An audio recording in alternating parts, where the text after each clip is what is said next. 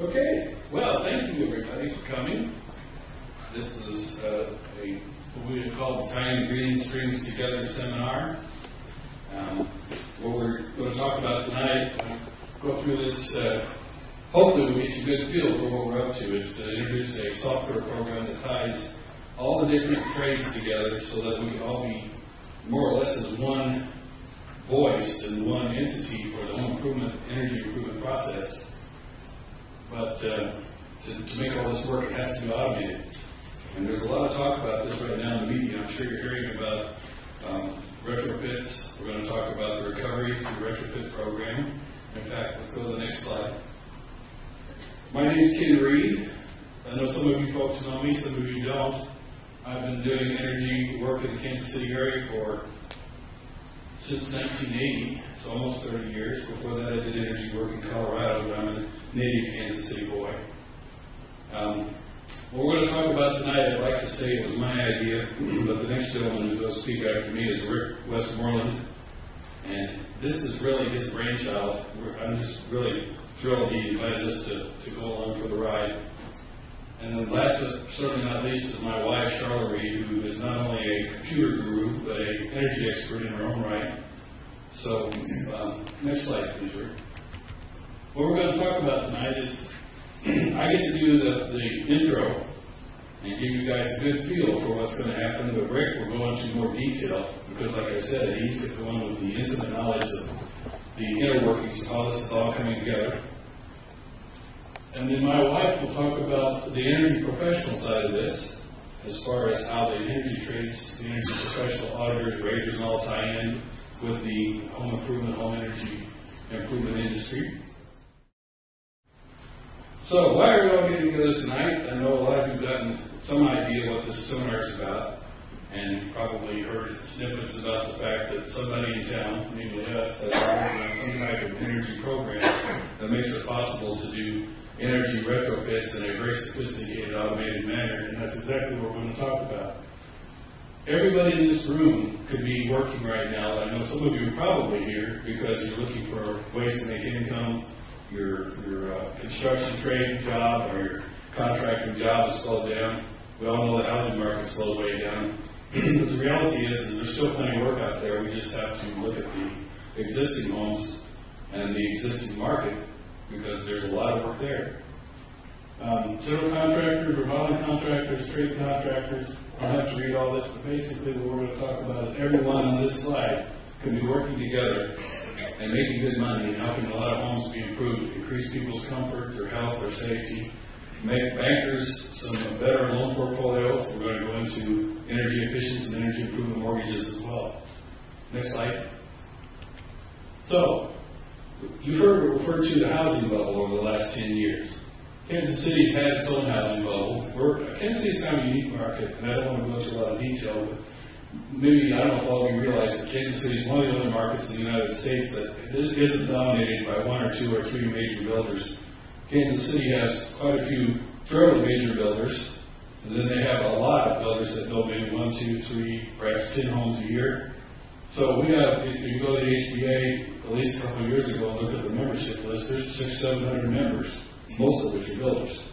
That's kind of unheard of in other markets. But everybody was busy over the last few years, up until about a year and a half, 2 years ago, when everything started to really crash. So let's kind of look at how this played out. First of all, we got to come up and establish a price for a typical home in Kansas City. So according to this website called homeinsight.com, they listed the median home price in Kansas City as of 2009 as $135,000. Actually, go ahead and click the slide a couple more times. They say it was $134,999, so we'll just round it on up. Go ahead to $135,000 just to make it easy. So, how many permits were pulled of single-family homes over the last 10 years?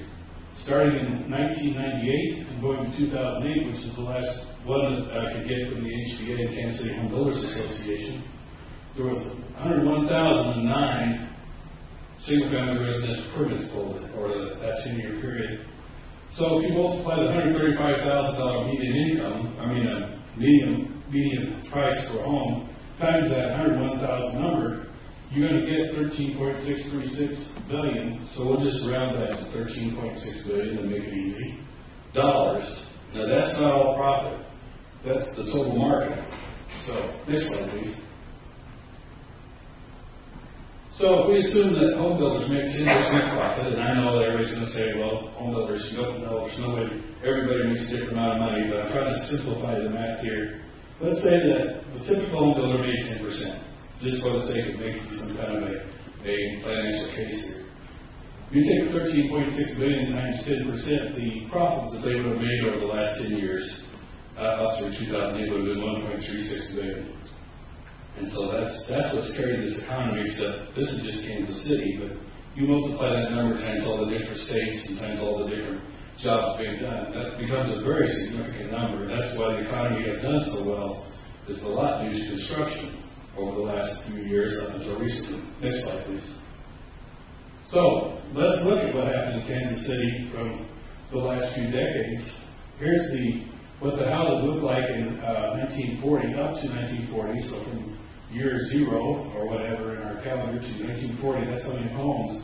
Each cluster you see there, it's going to be hard for you to read this, but every purple dot represents 10 houses.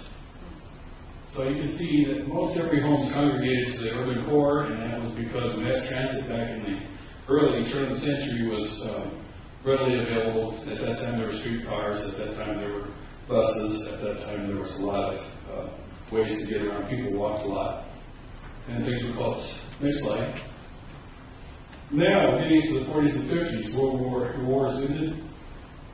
People are starting to come home in the early 50s, the late 40s, early 50s. The gas and automobile starts to really take a hold of the American psyche. All the movies and TV shows start really introducing advertising for cars. And mass transit declines very rapidly. The electric trolley lines are done away with. Next slide, please. So as you can see, as we go progressively through the slides, the sprawl, or the housing, tends to start migrating from the urban core outward. In fact, here I stated that the urban-suburban sprawl is really now starting in full force. There's a significant amount of homes around, as abandoned around the greater Kansas City middle area. Next slide, please. And the outer areas are now starting to fill in. So the subdivisions that were built are starting to get housing. Again, every one of these different colored dots represents 10 homes. Now, cars and highways and different transportation modes as far as ways to get around make it easy for people to really spread out. Little towns are starting to pop up, or at least they're starting to get more population.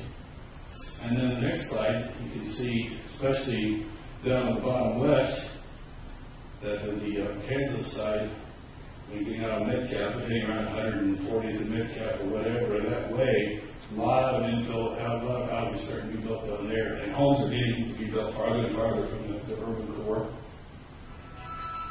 And then this is the last slide on it. What I want to point out here is that folks really moved out away from Kansas City's urban core to get that acreage, to get that space. But of course, now they're paying a price in terms of transit if they're still commuting, and a lot of them are. If gasoline goes up to a high expense again, it's very expensive to commute from an hour and a half, 2 hours away from Kansas City. So this is what we've done housing-wise and planning-wise to a great extent.